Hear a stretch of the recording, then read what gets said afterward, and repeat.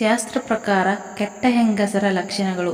ಪ್ರತಿಯೊಬ್ಬ ಹೆಣ್ಣು ಮಕ್ಕಳು ಒಂದೇ ರೀತಿಯ ಗುಣ ಸ್ವಭಾವವನ್ನು ಹೊಂದಿರುತ್ತಾರೆ ಎಂದು ಹೇಳಲು ಸಾಧ್ಯವಿಲ್ಲ. ಹೌದು, ಪ್ರತಿಯೊಬ್ಬ ಹೆಂಗಸು ತನ್ನ ಮನಸ್ಸಿನ ಆಧಾರದ ಮೇಲೆ ತನ್ನ ಗುಣ ಸ್ವಭಾವ ಮತ್ತು ವ್ಯಕ್ತಿತ್ವವನ್ನು ಹೊಂದಿರುತ್ತಾರೆ. ಆ ಲಕ್ಷಣಗಳು ಯಾವುವು ಎಂದು ಈ ವಿಡಿಯೋದ ಮೂಲಕ ತಿಳಿದುಕೊಳ್ಳುವ ಮೊದಲು ಪ್ರತಿಯೊಬ್ಬರೂ ತಿಳಿದುಕೊಳ್ಳಬೇಕಾದ ವಿಷಯ ಏನೆಂದರೆ, ಪ್ರತಿ ಹೆಣ್ಣು ಮನೆಯ ಕನ್ನಡಿ ಇದ್ದ ಹಾಗೆ ಎಂದು ಹೇಳಲು ತಪ್ಪೇನಿಲ್ಲ. ಮನೆಯಲ್ಲಿ ಯಾವುದೇ ರೀತಿಯ ಕಷ್ಟ, ಸುಖ, ದುಃಖ, ಏನೇ ಸಮಸ್ಯೆ ಇದ್ದರೂ ಎಲ್ಲವನ್ನು ಸರಿಯಾಗಿ ಸಮ ಪ್ರಮಾಣದಲ್ಲಿ ತೆಗೆದುಕೊಂಡು ಸರಿದೂಗಿಸಿಕೊಂಡು ಹೋಗುವವಳೆ ಪರಿಪೂರ್ಣ ಹೆಣ್ಣು ಎಂದು ಹೇಳಿದರೆ ತಪ್ಪೇನಿಲ್ಲ. ತ್ಯಾಗಮಯಿ ಮತ್ತು ಕರುಣಾಮಯಿ ಎಂಬ ಅರ್ಥವೂ ಕೂಡ ಹೆಣ್ಣಿಗೆ ಇದೆ. ಇಷ್ಟೆಲ್ಲ ಗುಣಗಳನ್ನು ಹೊಂದಿರುವ ಕೆಲವೊಂದಿಷ್ಟು ಸಂದರ್ಭಗಳಲ್ಲಿ ಪರಿಸ್ಥಿತಿಗೆ ಹೊಂದಿಕೊಂಡು ಹೋಗುವ ಪರಿಸ್ಥಿತಿ ಬಂದೇ ಬರುತ್ತದೆ.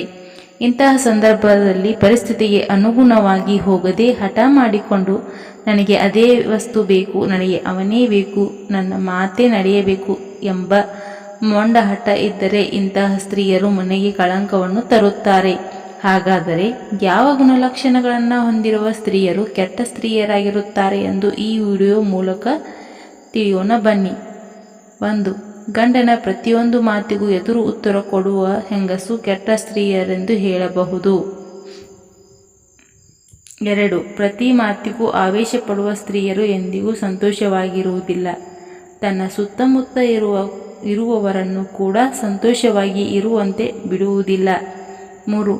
ಬಾಯಿ ಬಿಟ್ಟರೆ ಕೆಟ್ಟ ಬೈಯುವ ಸ್ತ್ರೀಯರು ಕೆಟ್ಟ ಸ್ತ್ರೀಯರೆಂದು ಹೇಳಬಹುದು. 4.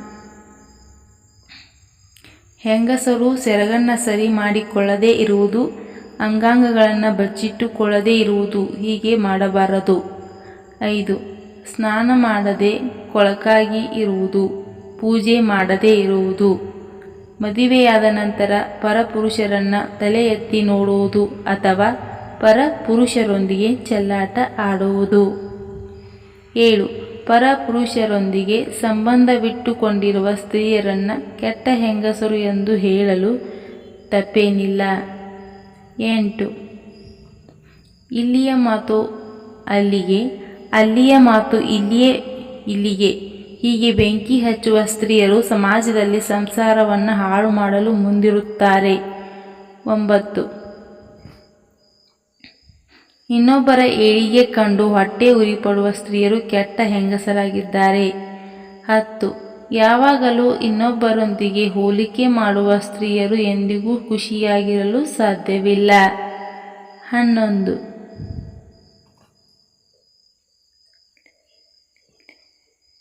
ಅತಿಯಾದ ಆವೇಶ ಮತ್ತು ಅತಿಯಾದ ಕೋಪ ಖಂಡಿತವಾಗಿಯೂ ಕಷ್ಟದ ದಾರಿ ಮಾಡಿಕೊಡುತ್ತದೆ. 12. ಹೆಂಗಸರು ಯಾವಾಗಲೂ ಅತಿಯಾದ ಅಲಂಕಾರ ಮಾಡಿಕೊಳ್ಳಬಾರದು. 13. ಹೆಂಗಸರು ತಿನ್ನುವ ಯೋಗ ಇದ್ದರೆ ಮಾತ್ರ ಗಂಡಸರು ಸಂಪಾದಿಸುತ್ತಾರೆ. ಹೆಂಗಸರು ಮಾಡಿದ ಪಾಪ ಖಂಡಿತವಾಗಿಯೂ ತನ್ನ ಮಕ್ಕಳನ್ನು ಹಿಂಬಾಲಿಸುತ್ತದೆ. 15. ಇನ್ನೊಬ್ಬರು ಕಷ್ಟದಲ್ಲಿದ್ದಾಗ ಅವರನ್ನು ನೋಡಿ ಅಣಕಿಸುವುದು ಮತ್ತು ನಗಾಡುವುದು ಕೆಟ್ಟ ಸ್ತ್ರೀಯರ ಲಕ್ಷಣಗಳಾಗಿವೆ. ಈ ಮೇಲಿನ ಎಲ್ಲ ಕೆಟ್ಟ ಗುಣಲಕ್ಷಣಗಳನ್ನು ಹೊಂದಿರುವ ಕೆಟ್ಟ ಸ್ತ್ರೀಯರೆಂದು ಹೇಳಬಹುದು. ಈಗಲೇ ಇಂತಹ ಗುಣಗಳು ಇದ್ದರೆ ಸರಿಪಡಿಸಿಕೊಂಡು ಒಂದು ಉತ್ತಮ ಮಾರ್ಗದಲ್ಲಿ ನಡೆದರೆ ತುಂಬಾ ಒಳ್ಳೆಯದು.